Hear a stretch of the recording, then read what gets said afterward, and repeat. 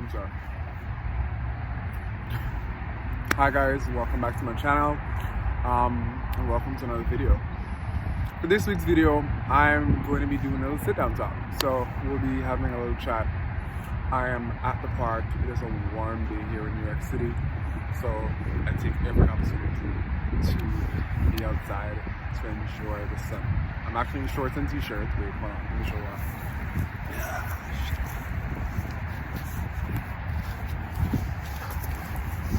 Yeah, I'm outside in shorts and t-shirt because every time it's warm, it's always a time for me to go outside. I feel like there's no need to be cloaked up in the house when the weather is warm. Anyways, but for this week's video, I'm going to be giving you guys a rundown about the whole real estate experience and why I've decided to go back into real estate after 6 years. So for those of you who may know me from, well, personally or on social media, you would know that in 2016 I decided to quit my job in banking to do real estate full time. That was the same year I was supposed to graduate college. That was the same year I was just very optimistic. I was thinking, okay, life is going to change.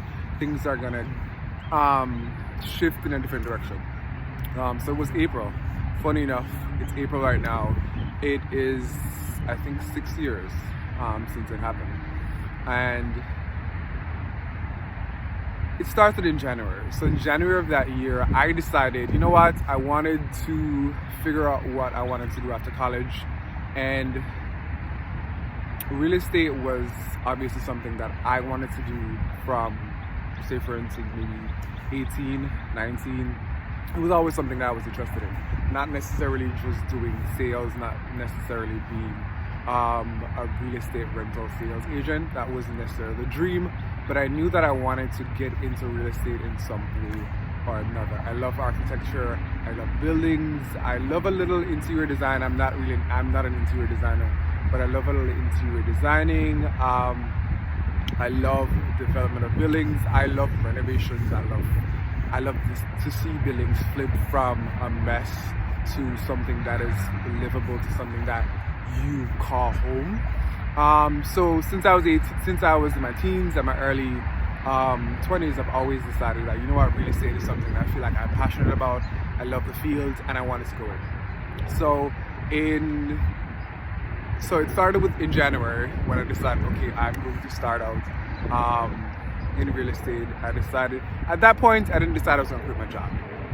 At that point, I was like, okay, real estate is a field I'm going to get into, so I'm going to figure my way through it. So it was around January of 2016, around there. No, wait. I think it was 2015. So maybe 2015, 2016. That I decided that I was going to get into real estate.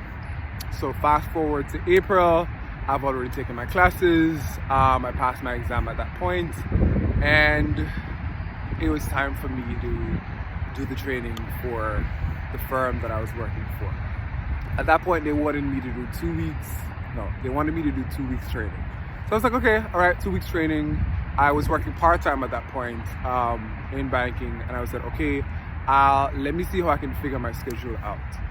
So I decided, you know what, okay, I'm gonna have the schedule, I'm gonna have the 2 weeks to do my training, and I'm gonna still maintain my banking job. Unfortunately, at that time, my manager at that point, she was like, I'm sorry, I can't really give you the schedule you need. I know you need these 2 weeks off. And it was very important for you because I know I told her that I was in real estate. And she was like, I don't really think I can give you the time off, blah, blah, blah. Long story, go on. I didn't get my 2 weeks off. So it was at that point that I had to decide I'm going to have to make a decision for myself. Do I want to stay in this job that at that point I didn't feel was going to take me anywhere, or am I going to give up this opportunity in real estate? So obviously, long story, I decided that, you know what, I'm quitting this job.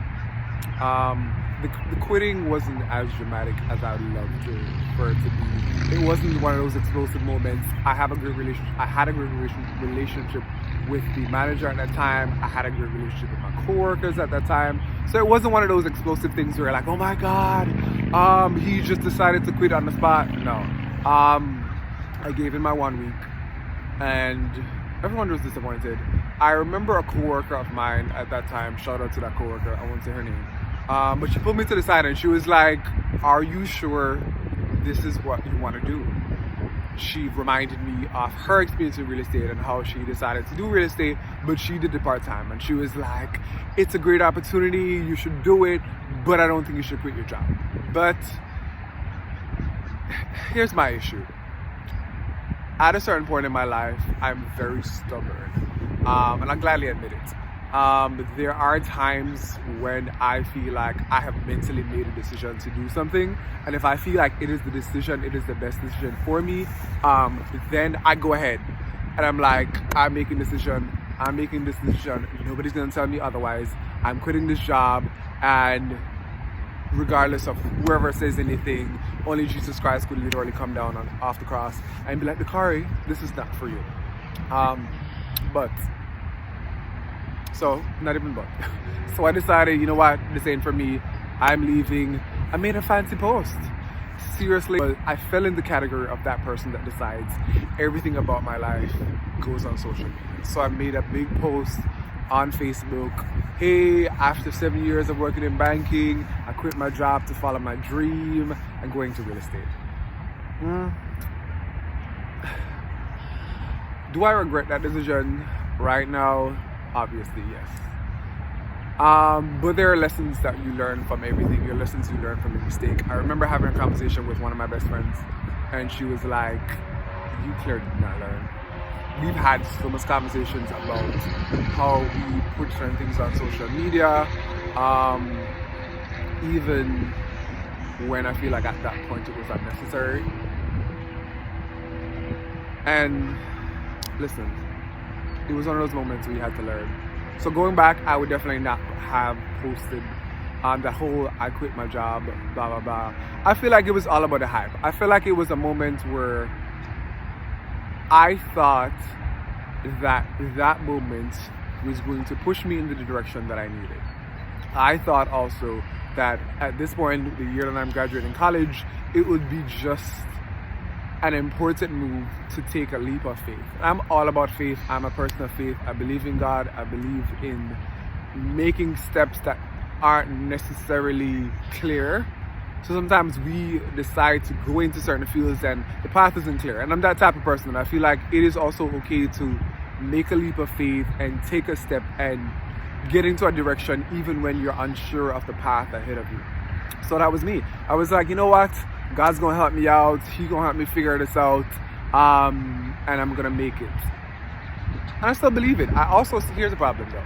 As much as I regret making that post, I still believe clearly from me deciding to go back into real estate in some form, I still clearly believe that there is a path for me in this field. There is a path for me in this industry.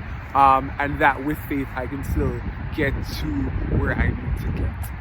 So that I won't doubt. That I'm not doubting. But I did regret posting the whole thing on social media at that time. And that's on that. When I think back at it right now, I am conflicted with the decision of leaving because I thought I failed. So let's get into the story of what happened when I did real estate. So quit my job, very enthusiastic.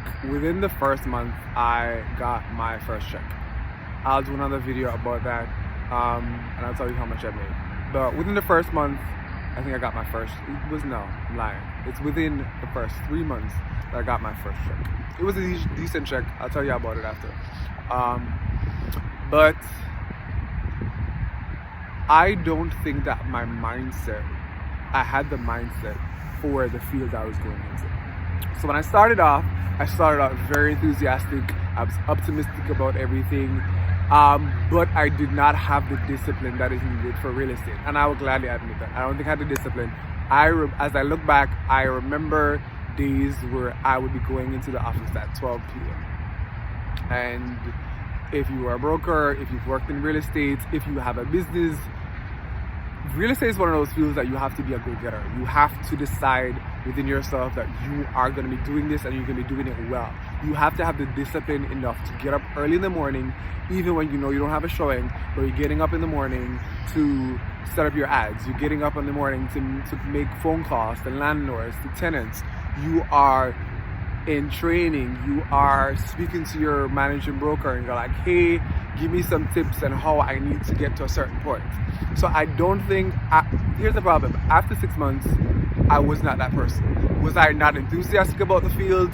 Yes, I was enthusiastic. Did I have the discipline? No. So let me talk about why I felt like I lacked the discipline at that point.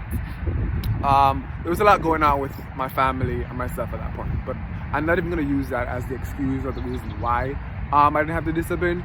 I think the issue with me at that point was I had not saved up enough money from my previous job to be able to fully function in this job and get to the point where money is not an issue. So after 6 months, I had some money saved up. I did. Granted, I had a little money saved up. I didn't just quit my job and like, okay, quit it having $100 in my account. I think at that point I had maybe $4,000 saved up. I had money in a 401k. I pulled it out, obviously, and I had that money saved up for that. So I quit my job with $4,000 in my account, but things happened with my family, and then some of that money was used up.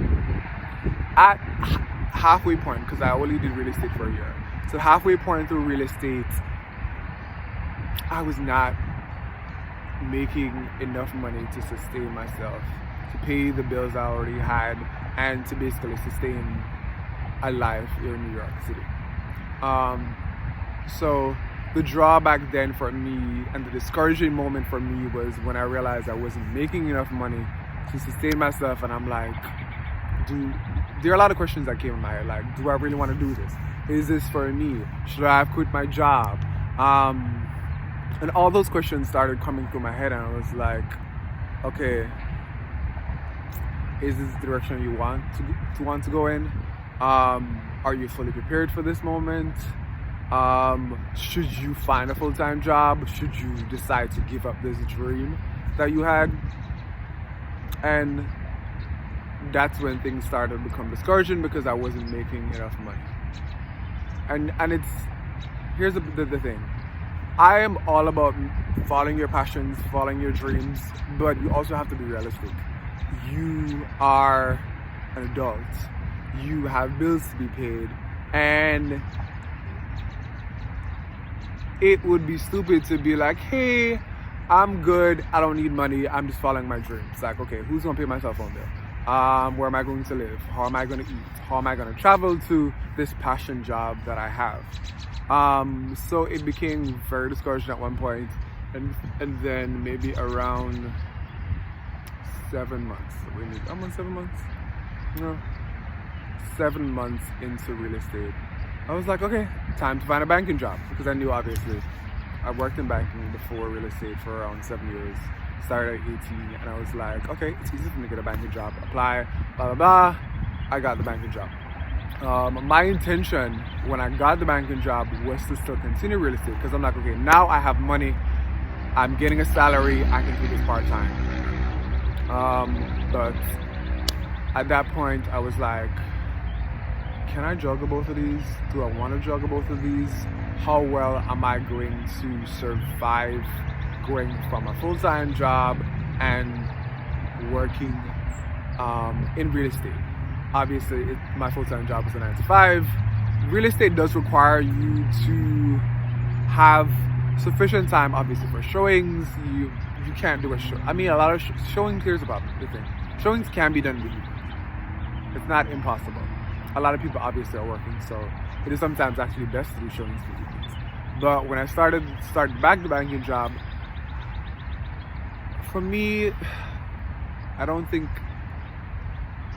you have to, and this is important, I feel like you have to be mentally prepared for anything, any venture, any passion, any project, any business. Running a business, being an entrepreneur, people think it is really simple and easy. Oh, I'm working for myself. Oh, I'm doing this. I'm my own boss. I make my own hours. I do my own things. But it is not as easy as many people make it seem. It's not.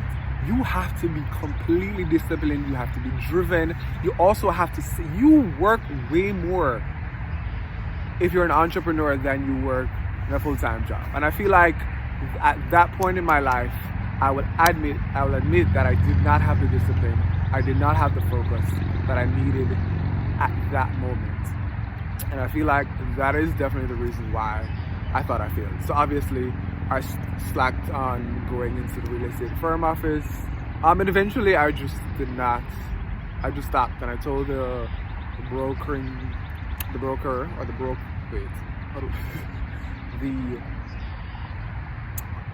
let's say office manager. I'm drawing a blank. But the manager of the brokerage firm, the broker in a sense. I was just like, you know what? I'm going to just give this a break and I'm going to reassess everything and then I'm going to come back. Obviously didn't go back. I emailed him and I was like, okay, I'm just going to leave. But lessons that I learned from the whole experience. One, you have to be completely disciplined and ready to take on anything that you're doing.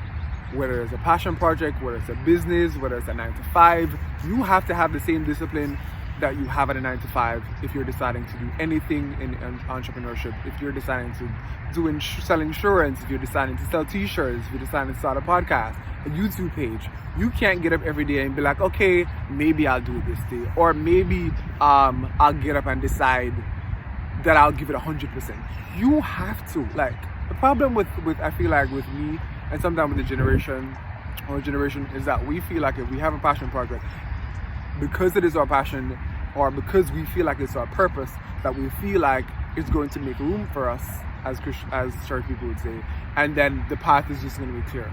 But it is the total opposite. I feel like when you have a passion, you have a project and a purpose, you have to give that 150, maybe 200%.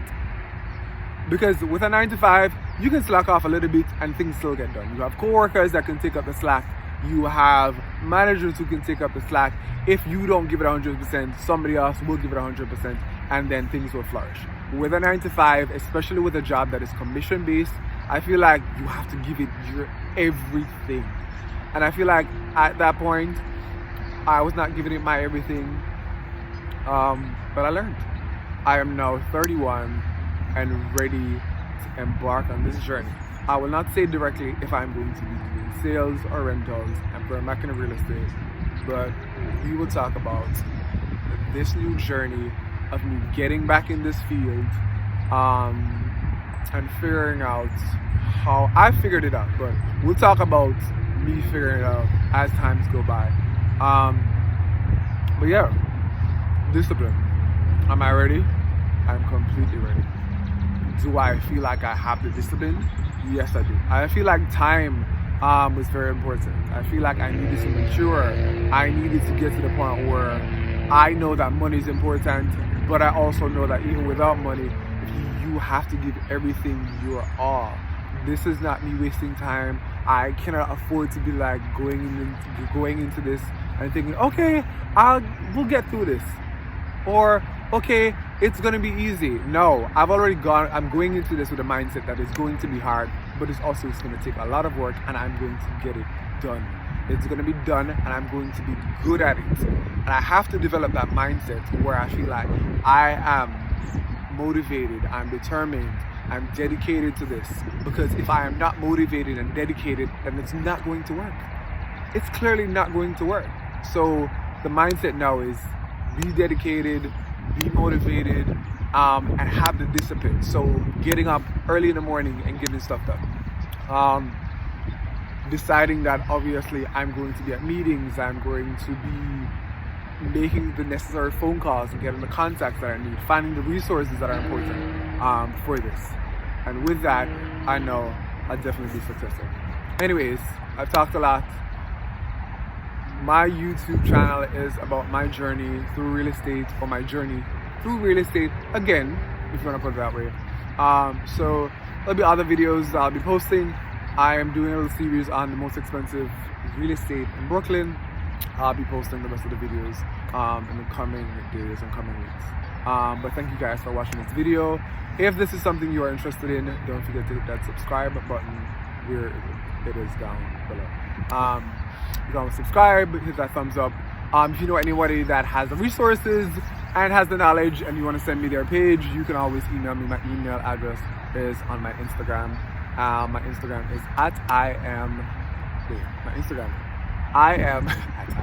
my Instagram name is IamDKBarnes. You can always slide their info to me. If there's something that you feel like any tips or ideas or any form of motivation that you feel like is important for me going back into this field and you want to drop the gem, listen, I am a listening ear. You can always email me or you can always DM me that information. But thank you guys for watching this video. Hope you guys are having a great time. Funny enough, the sun gone down. Oh wait, in Jamaica, the sun is down and it's a little bit chilly. And me in this shorts and t-shirt, okay, I'm gonna have to wrap it up. But anyways, thank you guys for watching this video. That sounded too excited. Thank you guys for watching this video. Don't forget to hit that like button. But I'll see you guys later.